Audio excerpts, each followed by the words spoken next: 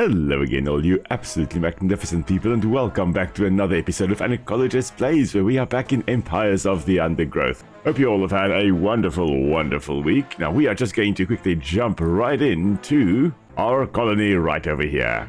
And of course, as you can see, we do have our wood ant chamber right over here, so we can use them in the next experiment. But before we get to the experiment, we do have Queen of the Hill, which is our next story mission. Of course, we're going to be doing it on medium difficulty. And the idea is that here we've got a prime location on the beach, and the rest of the ants are going to challenge us for it. So we're going to, of course, again select rapid fire, and let's jump right in. A number of small Formica, roofer, and fusca colonies have established themselves on this beach. Those nearest to the water's edge have enjoyed the first pick of the washed-up seafood for the past few days. However, as the sun and moon near alignment and the first spring tide of the month approaches, high tide draws nearer to these intrepid ants. Seemingly aware of their circumstances, these colonies are preparing to relocate to higher ground. There is only one way up the bank, and the route is currently occupied by a small roofer colony. These defenders will have to hold their ground against the oncoming siege. It will be 3 days before the high tide washes away the competition. If the colony survives, it will inherit the beach. But this won't be an easy fight. So as you could hear there, we basically have to survive for 4 days, I see. 4 days we've got to survive, because the spring high tide is coming.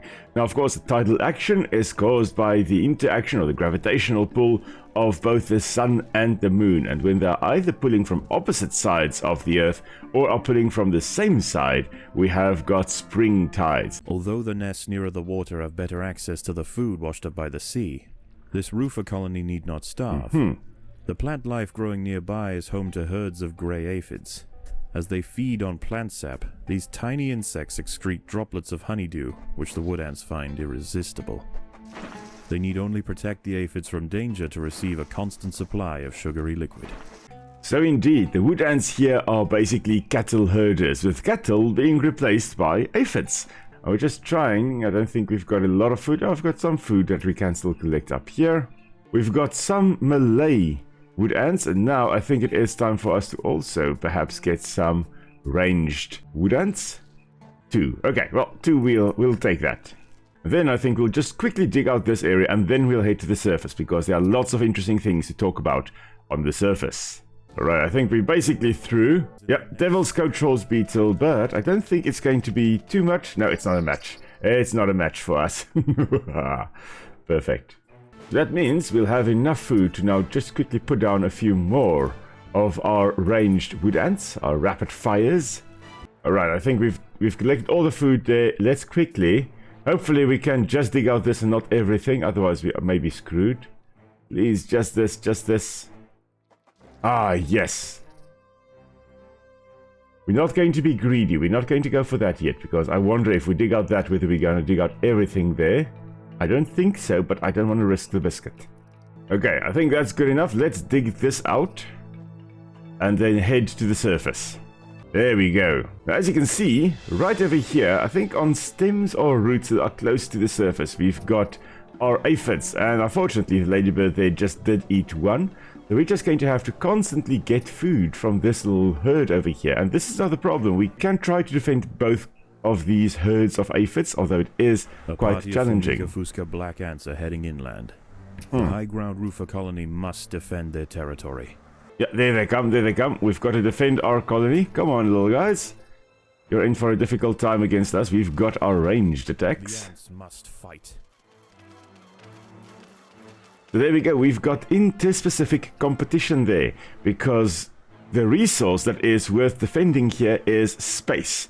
Because we have the prime location over here. These 2 colonies are above the high tide mark. Now, they've got amazing access to things that have washed out on the beach here, like that dead sardine. I'm pretty sure, yeah, there's another one right over here. So all these ants have got amazing access to that. Oh, a whole bunch of dead sardines that have washed out. So they don't have to worry about food. We've got a little bit of food, a constant supply of a little bit of food. The roofer colony on the low ground are sending troops to clear a path for their queen. Oh. The high ground colony must keep them at bay. Here come the Rufus. This is now Intraspecific competition because this is now our own species.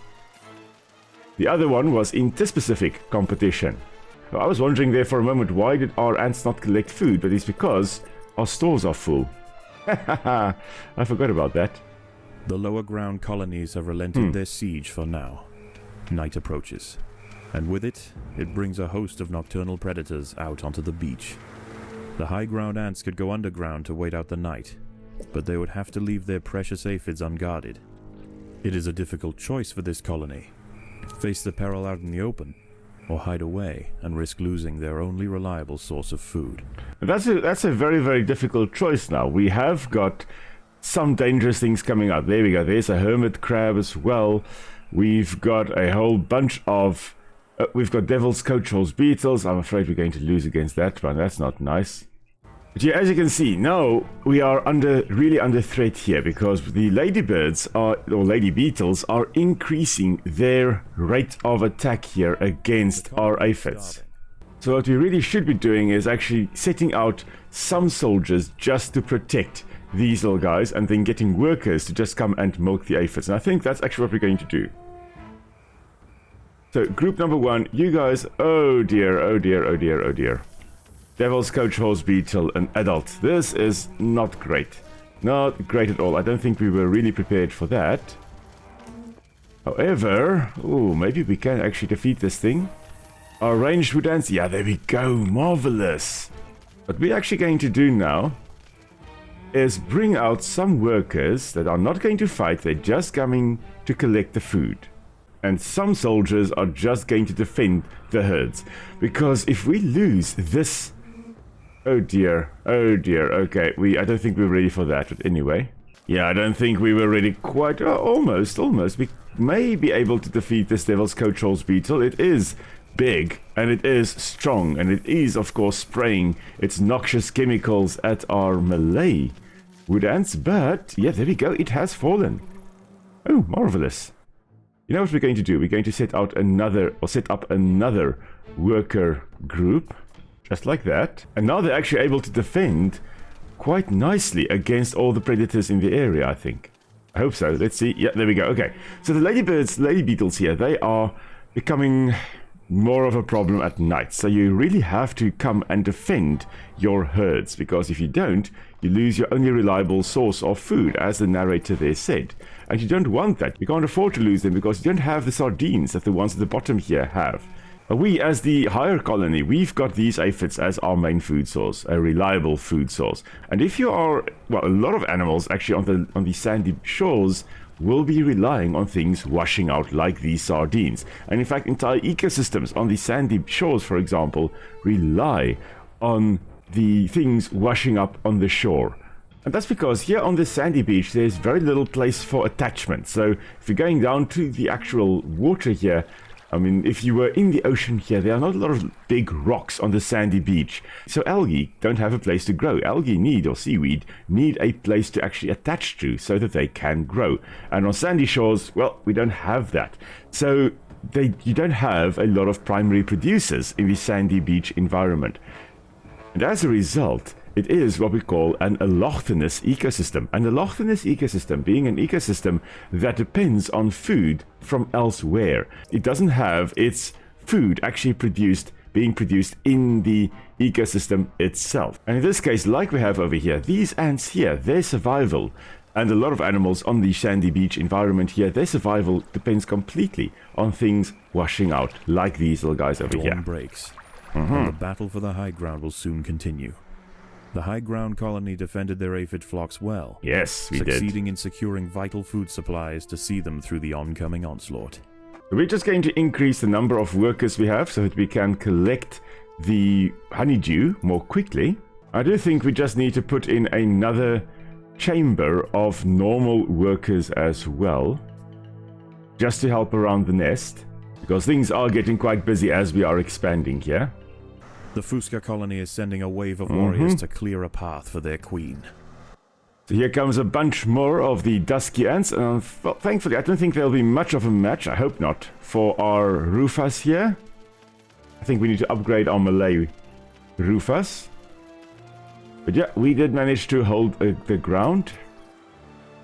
And now we're just going to continue defending our grazing grounds, shall we say, or our herd of cattle against the ladybirds. Because lady beetles, when they take enough damage, they fly off. And that's what you'll find with predators. They don't want to risk their lives to catch something to eat. Instead, if they feel that they're not going to survive, well, they will bugger off somewhere else. They will not continue attacking. They're not these mindless killing machines. Instead, they do think about it quite strategically. They have to think about it, like, okay, am I going to injure myself? Am I going to die? Is it really worth going after these aphids if I'm going to just die, you know? The roofer colony are sending another assault. They are desperate to reach higher ground. Actually, I responded a little bit too late here, but I think we may be able to, because they were distracted by my workers, and my workers are said to not attack. They were just kind of running for the food. But yeah, there we go. My roofers are doing very well against the enemy roofers. And they've been destroyed. Okay, great. Let's protect the cattle, shall we? So with these aphids, what's happening here, we've got these, well, it almost looks like milkweed plants over here. They are growing on the shore, and technically these aphids here would be on the stems. But if we just have a look here, what's happening is that these aphids are drinking the sap. They've got their little sucking mouth parts. There we go. You can actually see that right over there. Let's have a look there. Hello there, little aphid. It looks very much like a cow. So the aphid there has got its sucking mouth part, and it will inject that sucking mouth part into the... More black ants are emerging from the fusca nest. Okay, fine. Let's just intercept them, shall we? Come on, guys. We've got to focus on the ants, not the ladybird here for a moment. There we go. Got a whole bunch of Malay ants. I do think we need to get more ranged ones as well, but that's alright, we did defend it, and I think the fuscas are probably up next. But as I was saying, these little guys, these aphids, are drinking the sap in the milkweed plants, or whatever plants these are. I do think they are milkweed. If I could just break off a leaf, I could tell you whether it is or isn't. But this does look very much like one of the Apocynaceae, one of the plants in the milkweed family.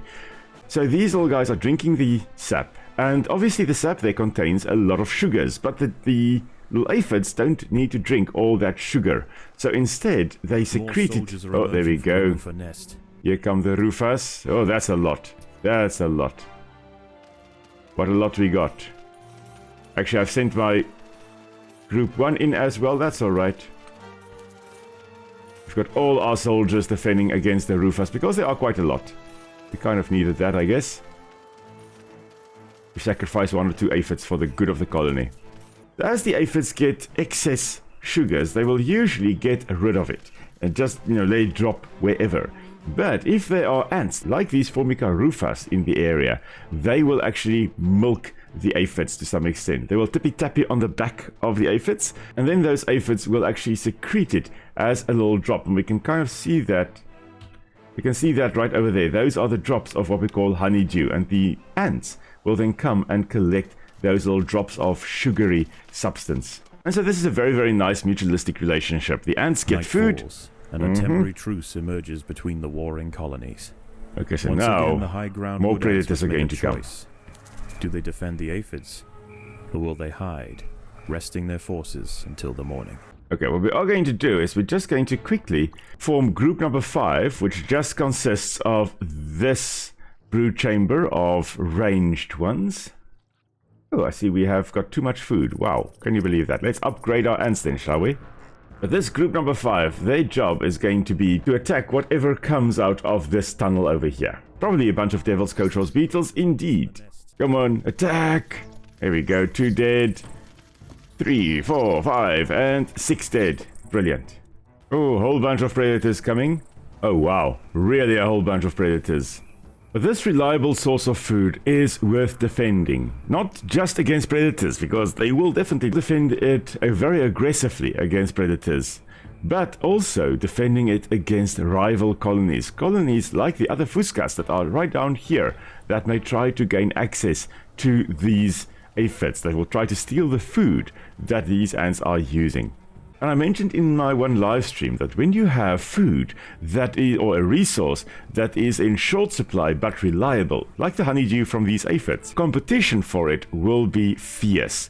If, however, you have unpredictable food that is in great abundance when it is available, like these sardines over here, competition will not be so fierce. They just kind of grab whatever they can get. So what you'll end up having is, when you have unpredictable food like the sardines here, you've got more of what I mentioned in the previous episode. You've got scramble competition, where everybody is just grabbing whatever food is available. They don't want to waste energy fighting other individuals. But if you have got short supply predictable food like the aphids here, you will end up having more of interference competition, which of course is when individuals will be fighting with each other, or groups will be fighting with each other to actually gain access to the resources like we have here. We are defending it against these guys. We would be defending it against other ants.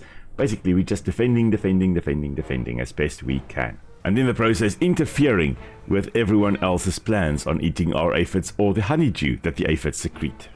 Alright, I think it's time to upgrade our food stores once more. And then, of course, time to upgrade some of our other ants as well. Now, as you can see here, these aphids are just constantly producing food for us. Our workers never really have a chance Dawn breaks, to stand still. and the battle for the high ground will soon continue. The high ground colony defended their aphid flocks well, succeeding in securing vital food supplies to see them through the oncoming onslaught.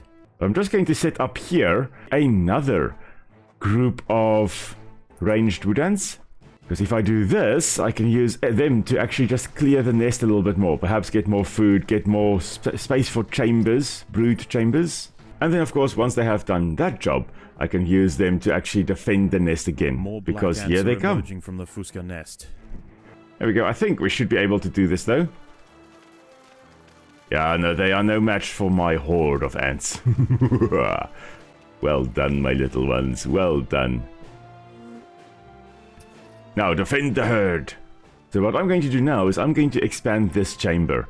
But in order to expand it, I need my wood ants, my security guards, ready. More soldiers are emerging from the roofer nest. Aha, of course, the roofers are also sending up soldiers. Come on, guys, let's interfere with them and their plans. Defend. Fierce intraspecific competition. In this case, the resource we are defending, not just food, but also space. And these guys are becoming desperate because their colony is right down there. And as the tides are getting close to springtide, the nest is potentially going to get flooded. And they obviously don't want that, so they are going to probably come up to our area because they want to take over this nest. Our nest, thankfully, was located above the spring high tide mark. And there we go, Devil's Coach Horse Beetles. Oh, including a big one. Oopsie daisy. Maybe able to... Yeah, there we go. Brilliant. Absolutely brilliant. Both lower ground colonies are now sending out armies at the same time. That's not good. Okay. Defend here. Defend here. The roofers have been defeated, and I think the fuscas also. Everybody's been defeated. We can just get back to caring for our aphids. And in the meantime, we can also expand this chamber perhaps a little bit. Although we do need to focus on getting as many ranged wood ants as possible. Of course, as the tide gets higher and higher, these ants are becoming more and more desperate. Reminds me very much of the movie Ants from back in the day. I loved that movie. That and A Bug's Life. I utterly adored. I think we'll have two Devil's Coach Horse Beetles. Let's see how we do with our horde of defenders. Yeah, that looks good. Again, as previously stated, once you get to a certain point, you just become quite invulnerable. Well, not invulnerable, but it becomes easier to survive. Let's not get cocky here. But I think it's easy to underestimate how much value this group of aphids actually has. Because, yeah, this is a constant supply of food. If we were to lose these aphids, it would be an uphill battle to maintain our colony. So yeah, there are lots and lots of predators coming through here. I think we're just also going to increase the number of workers that we have, so that they can collect the food as quickly as possible. And this caste system, of course, is incredibly important, and it is something you observe in a lot of eusocial animals. Like ants, like bees, like termites, you have this caste system. You've got workers, you've got soldiers, and each one specializing more or less in what they do. Of course, in some species, you will have relatively undifferentiated castes. You're going to have workers and soldiers that are more or less the same size and can in fact do each other's jobs as well. So, for example, with some termites, you'll have some workers that are very good at defending themselves as well. You'll have some soldiers that are still capable of doing general jobs around the colony as well, almost around the house. Well, technically it is the colony's house, but yeah, you know what I mean. So we are approaching the last day that we've got to survive, and there we go. I think there's a whole horde of them going to come out now. Last night's high tide was dangerously close to the low-ground nests. Today is their last chance to relocate. The low-ground colonies won't show any restraint. Their attacks will be desperately vicious. Fortunately for the high-ground colony, many aphids survived the night. Access to food will be pivotal for the upcoming battle. As will the strong individuals be. We need to have quite a few strong wood ants here to repel the invaders. So I think there they come. Whole bunch of ones approaching, or some approaching. I think some got distracted there. We also have some rufas interfering here with, oh no, that's not good. You guys are infighting. Oh no, you're not fighting with each other. You're all just ganging up. Okay. A force has been sent from the fusca nest. That's alright, the black ants can come, we're ready for them. So too, the rufas, I see you guys there, I do see you. Let's bombard you all with formic acid. Of course, our Malay wood ants here holding the line, and our ranged ones just bombarding them from above with a rapid fire. In fact, I think the mortar one may have been useful to use here, but we still went for rapid fire because, oh, I love rapid fire. Are these guys doing? Oh, there's another force of fuscas approaching. That's alright. That's alright, we're going to just defend this narrow pass. This will be our Thermopylae, an area where it doesn't matter, we can just congregate you together and blast you till kingdom come. Both lower ground colonies are now sending out armies at the same time. Oh yes, there we go. Lots and lots and lots of ants coming in. Hold the line, guys. You guys are doing a right job. We're really not running out of food, which is good. The day is almost over. The low ground is already starting to flood. Oh, here comes the queen. Nests are empty. As you can see here, there is another Formica rufa queen. And I know this because, well, she is much larger than her workers and her soldiers. Of course, as a last resort, if the area does get flooded, you will find the queen coming out. And we actually, the other day, saw a queen of a little ant nest in our house. And him completely. And the ants are rushing up the bank.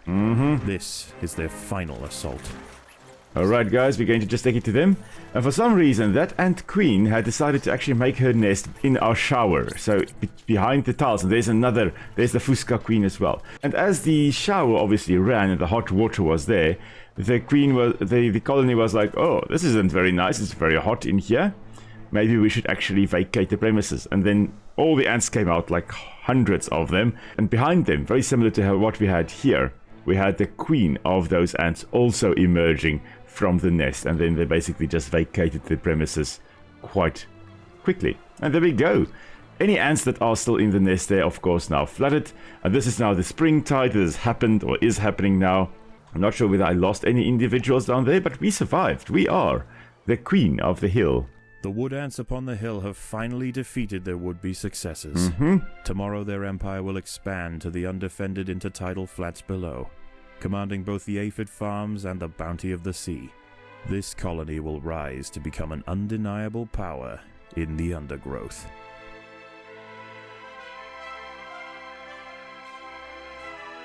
Alright, let's go for extra jelly once more.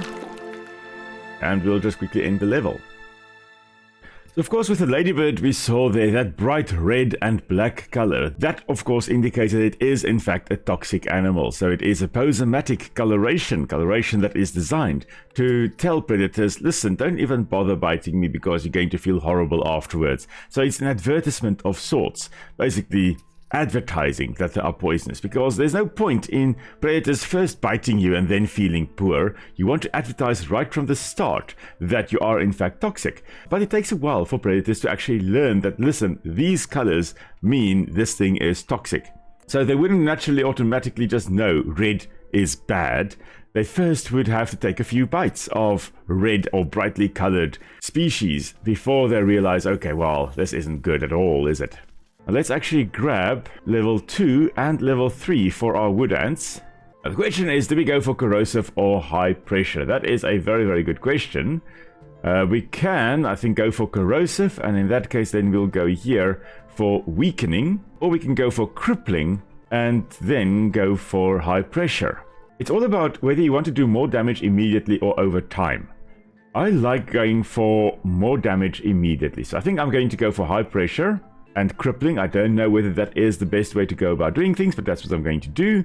Now, more attack speed or reducing physical damage. Oh, I love meat wall, I think, because our black ants here, our dusky ants, they are the melee. They are there to actually take the brunt of, well, for now at least, until we get to the leafcutter mages, they are there to actually hold the line, while our wood ants then will do rapid fire at them. I think self-repair would also be very useful. When out of combat, regenerate 4 extra health per second. I think let's go for that. Just means that when in between waves of attacks, our black ants can heal themselves. I'm going to go with Royal Guard for our queen, just in case the enemy gets too close for comfort. Okay, we have very little food left, but we have an amazing fighting force, so I think let's see whether we can actually do the experiment. So another gateway mission? Yeah, let's go for it. The colony seems to have made significant progress. Perhaps it is time we began phase 2 of the trial. Agreed. I will prepare the feeder colonies. Okay, so we're going to be fighting against some feeders again. With a familiar disturbance. Introduce 20 Formica fusca ants. The fusca colony is attached, and the ants are on their way. Great. This shouldn't be too difficult. This should actually be very, very easy, considering that we've got mostly level 3 ants here. Ah, there we go. Relatively easy. I see they haven't lost their potency. Now let's try the Formica rufa ants. The rufa will be more aggressive. Our raptors will need to put up a strong defense. Adding 20 yeah, they are. rufa They're coming ants. from that side. Oops, daisy. This is where it is useful that our fuscas can actually repair themselves, because, well, they're going to be out of combat a little bit now after all this.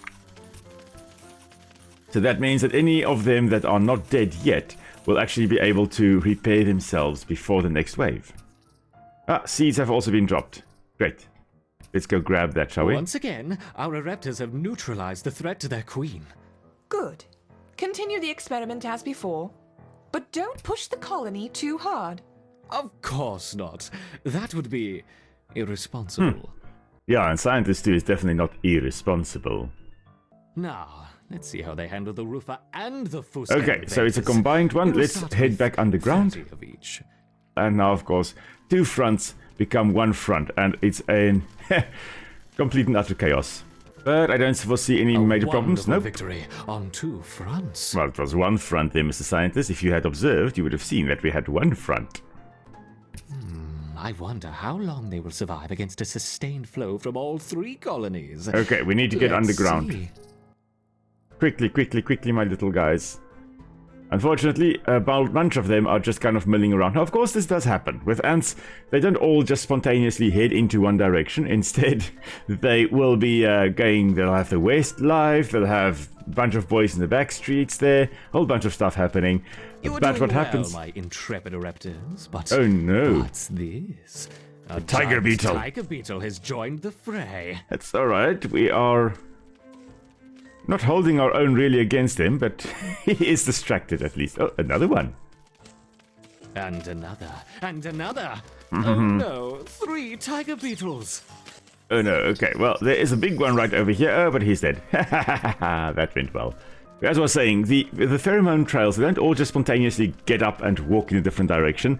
They will still be following the old trails for a bit, until they realize that, oh, the food isn't actually this way. We shouldn't really be heading this way anymore. We should be heading that way, perhaps. There's more danger that side, or there's more food to that side.